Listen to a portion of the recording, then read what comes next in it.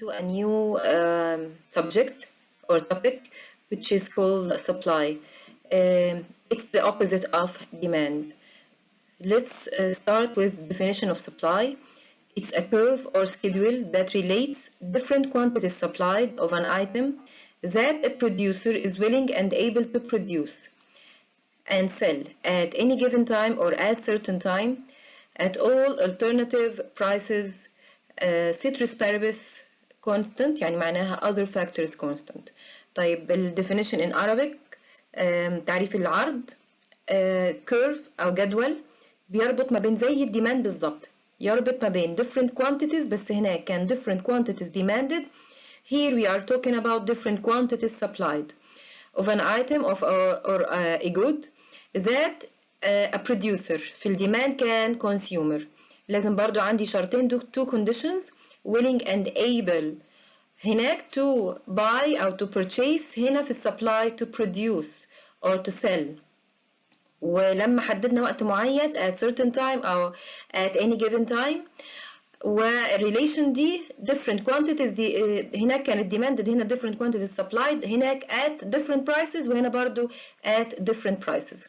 ceteris paribus يعني معناها other factors constant. زي ما قلنا هناك ان في عندي other factors affect الديماند، هنا في عندي برضو other factors affect supply. Supply expresses a relationship between quantity supplied and price. يبقى في النهاية بنقول الsupply بيوضح العلاقة relationship between quantity supplied الكمية المعروضة and price. يبقى العلاقة الأساسية ما بين الكمية المعروضة والسعر. مين بيأثر على مين؟ Who affects the other? The price affects quantity supplied. Again, price is independent and the dependent variable quantity supplied. البرايس متغير مستقل والتابع ليه هي الquantity supplied. طيب like demand, supply doesn't refer to a quantity alone but a relationship between quantity and price.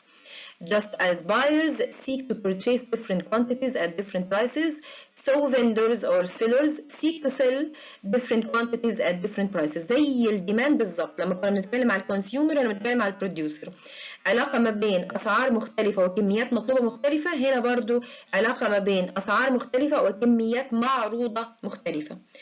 The concept of supply assumes that variables other than price are held constant. دي أهم حاجة في التعريف، إن أي حاجة تانية أي factor or any other variable rather than price is constant، بيكون constant. طيب ال supply schedule زي ما احنا شايفين ادي ال prices وادي قدامها ال QS أو ال quantity supplied. طيب هنا assumptions طبعا نحط أي أرقام، بس المهم تكون العلاقة as we see. If the price is 100, the producer is going to produce or sell or يعني يقدم للسوق produce to the market 10 units. If the prices increase from 100 to 200, the quantity supplied will increase also from 10 to 20.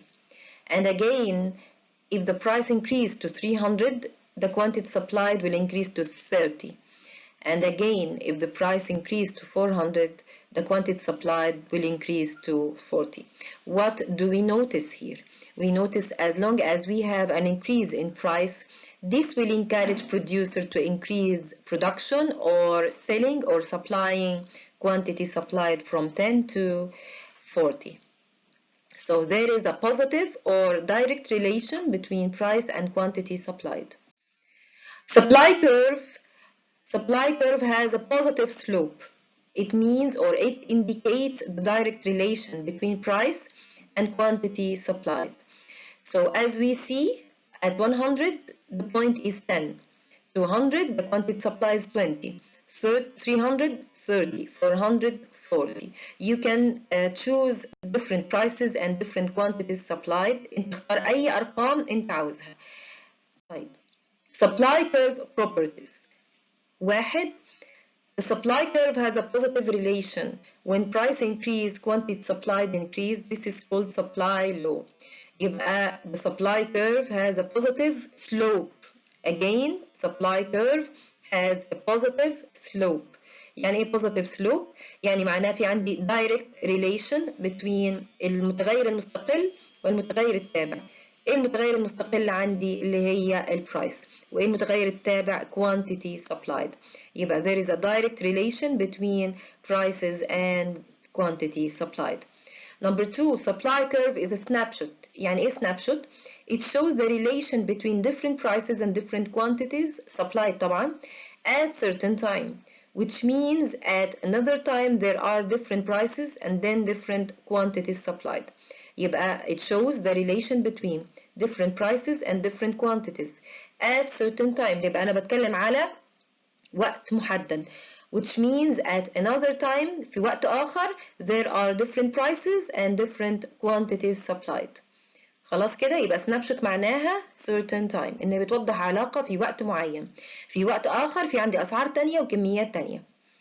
طيب نيجي بعد كده الماركت سبلاي. نفس الماركت ديماند، نفس الفكرة. is the horizontal aggregation for individual supply curves at each price. at each price. عند كل سعر أنا بجمع العرض بتاع السوق. It shows the selling intentions of all vendors in the market.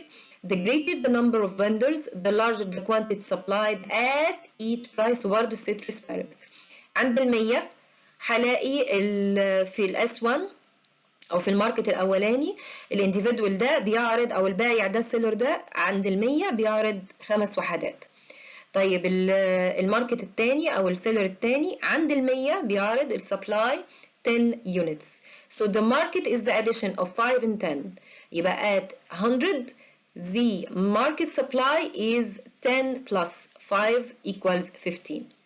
طيب عند سعر تاني at another price at مثلا for example 110, the individual number 1 or the market number 1 is 6, market or individual number 2 12. So the whole market is the aggregation of 6 and 12 equals 18. يبقى it's the horizontal aggregation for individual supply curves at each price. at each price عند كل مستوى من مستويات الأسعار. Supply curves shifts when citrus paribus variables change. منحنى العرض بيتحرك، بيحصل له shifting أو movement. إمتى؟ لما بيحصل عندي ال other factors change. يبقى دي زي ما قلنا بالظبط على الديماند هنقول على السبلاي. يبقى like a demand curve, a supply curve is drawn with the assumption that all variables except price and quantity remain constant. A supply curve shifts, reflecting a change in supply, the whole supply curve. When one of the citrus paribus variable changes, there is a difference between quantity supplied as a point on the supply curve and it changes as a result of a price change on the same curve. الكلام ده قلنا بالظبط في الديماند. يبقى movement on the supply curve is a result of a change in price. وهيحصل عندي تغير على the same curve. But the whole supply curve shifts up or down or right or to left when other factors change. طيب ادينا شايفين اهي الجراف ده يوضح. This graph will illustrate the difference between the change in quantity supplied and the whole supply curve. احنا شايفين اهو at price 1 اي رقم بقى. Assume any number. At price 1 QS1. When price increases from P1 to P2, QS1 will increase to QS2, but on the same supply curve. There is no movement or shift happens in the supply curve. طب امتى بيحصل shift أو بيحصل movement؟ Supply curve movement. Supply increases or decreases, shift right or left when other factors change. يبقى زي ما احنا شايفين كده البرايس ماله constant at P1. بس ال QS1 increase to QS2. يبقى حصل عندي shift. يبقى supply curve shifts right. امتى؟ في عندي 4 main factors. taxes اللي هي الضرائب. price of inputs أسعار المدخلات أو عناصر الإنتاج. number 3 subsidies اللي هي الدعم. number 4 technology المستوى الفن أو التكنولوجيا اللي بتستخدم. طيب supply curve shifts right when there is. امتى هيحصل shifting to the right؟ يبقى خلينا ناخدها rule. أي factor, any factor that encourages the producer, supply curve will shift right. اي عامل من العوامل بيشجع المنتج، يبقى هنلاقي السبلاي كيرف بيتحرك لليمين. والعكس، اي فاكتور discourages او بيأثر عكسيا او سلبيا بيخليه مش عايز ينتج او ما بيتشجعش على الانتاج، يبقى السبلاي كيرف هيروح فين؟ والشيفت ليفت. طيب تعالوا اول نقطه نشوفها decrease in price of inputs. يبقى دي encourage or discourage، بتشجع ولا لا تشجع؟ encourage يعني تشجع للمدارس العربي او اللي مش عارف انجلش. encourage يعني يشجع، discourage يعني غير مشجع. فلما بيحصل decrease يعني انخفاض في أسعار المدخلات، يعني مثلا المواد الخام أسعارها قلت، العمالة أسعارها قلت، تكاليف المية والنور والكهرباء وأي رسوم بيدفعها، يبقى دي بتعمل إيه؟ بتشجع على الإنتاج. يبقى لما نخفض أسعار الانبوتس يبقى البرايس عندي أو السبلاي كيرف هيشفت رايت، لأنه هيحصل له encouragement، هيحصل له تشجيع. طب لو حصل عندي decrease in taxes، طيب التاكسز دي encourage ولا discourage؟ أي أعباء ضريبية على المنتج تبقى على طول غير مشجعة. طب نعمل إيه عشان نشجعه؟ يبقى we have to encourage producer by decrease in taxes so the supply curve will shift right. Number 3, increase in subsidies. If the government wants to encourage producer, it has to أو she has to increase. A government increases subsidies، بتزود الدعم. يبقى عشان تشجعه لازم نزود الدعم، يبقى هنا عند نفس السعر هيحصل عندي shift to the right. Number 4, increase in technology. إذا كان عندي زيادة في الفن الإنتاجي أو التكنولوجيا، ده هيؤدي إلى إيه؟ إلى انتقال منحنى العرض لليمين، increase in technology. طب نفس الكلام ده بقى بالعكس، لو حصل كله بالعكس، يبقى قبل ما اشوف السلايد انا عارفه اكيد انه هيشفت امتى؟ left. ليه؟ لانه discourages. طيب supply curve shifts left when there is، اذا حصل اي حاجه discourages البروديوسر، زي ايه؟ ارتفاع اسعار المدخلات، يبقى increase in price of inputs. increase in price of inputs ده بيعمل discouragement for producer. Number 2, increase in taxes. لما زود الأعباء الضريبية يبقى ده discourages البروديوسر، مع ملاحظة البرايس constant. البرايس ماله constant، بس هيحصل shift في السبلاي كيرف to the left because of what? Because of increase in taxes أو decrease in subsidies، إن أنا قللت الدعم. Number 4, decrease in technology، يعني أقلل المستوى الفن التكنولوجي أو الفن الإنتاجي المستخدم. لحد هنا this is the end of this lecture. It's very simple. It depends totally on demand theory, but it's on the opposite، يعني هي في عكسها بالظبط.